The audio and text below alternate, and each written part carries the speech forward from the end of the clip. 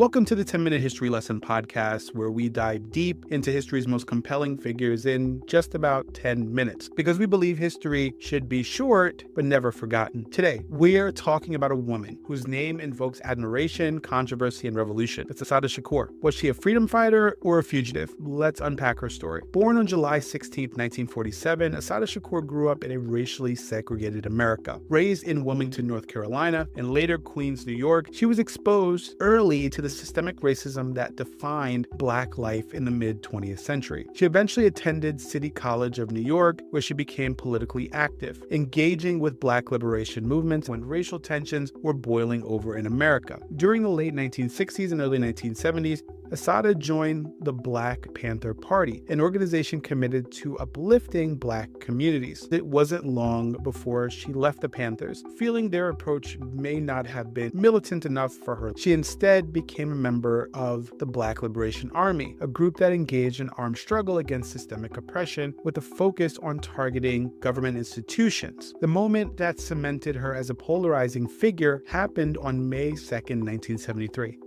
Assata, along with BLA members, were traveling on the New Jersey Turnpike when they were stopped by New Jersey State Trooper James Harper and Werner Forster. The official reason for the stop was a broken taillight, but many people, and Assata Shakur and her supporters, believe it was racially motivated. What happened next is still hotly debated. The police claimed that Assata and her comrades initiated gunfire, leading to a deadly shootout. However, forensic evidence later cast doubt on this claim. What is known is that Zaid Malik Shakur was killed and Trooper Werner Foster was fatally shot with his own service weapon. Assata was wounded in the confrontation, shot in the arm and shoulder, and taken into custody. Police initially stated that she fired first, but medical experts later testified that her injuries made it unlikely that she could have wielded a weapon during the gunfight. These inconsistencies the state pushed forward with its case.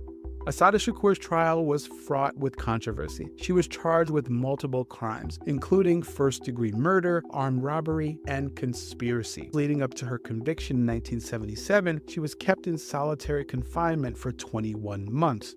Subjected to what she described as psychological and physical torture. The prosecution argued that she was a dangerous radical, while her defense team maintained that she was the target of the FBI's COINTELPRO, a covert program designed to dismantle Black liberation groups by any means necessary. The jury, consisting entirely of white jurors, found her guilty despite conflicting testimonies and a lack of concrete evidence placing a gun in her hand. No fingerprints, no gunpowder residue, and no direct proof linked her to firing a single or fatal shot. Yet, she was sentenced to life plus 33 years in prison, reinforcing the belief among her supporters that she was a political prisoner rather than a criminal. On November 2nd, 1979, one of the most daring prison escapes in U.S. history took place. A group of armed Black Liberation Army members, believed to be aided by sympathizers both inside and outside of the prison system, stormed the Clinton Correctional Facility for Women in New Jersey. Using a combination of smuggled weapons and diversion tactics, they managed to free Assata Shakur, spiriting her away to a series of safe houses. The details of her escape remains elusive, but it's believed that the BLA meticulously planned the operation for months, enlisting allies in various underground networks. After escaping, Shakur disappeared for 5 years, eluding an intense federal manhunt. In 1984, in Cuba,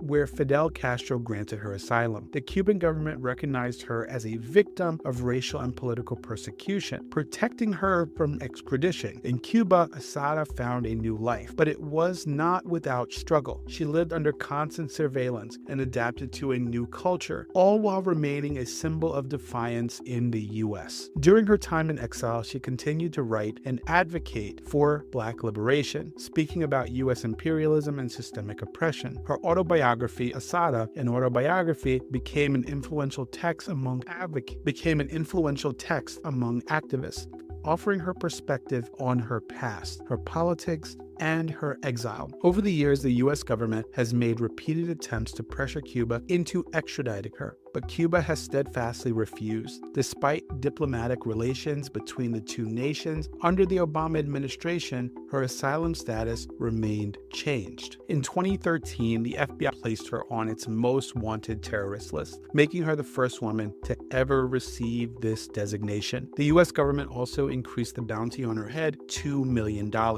Hoping to incentivize her capture. Despite this, Assata Shakur remains in Cuba to this day, living in exile but continuing to inspire movements fighting against racial and social injustices. Assata Shakur's legacy is complex. To some, she's a political prisoner and a symbol of resistance to racial injustice.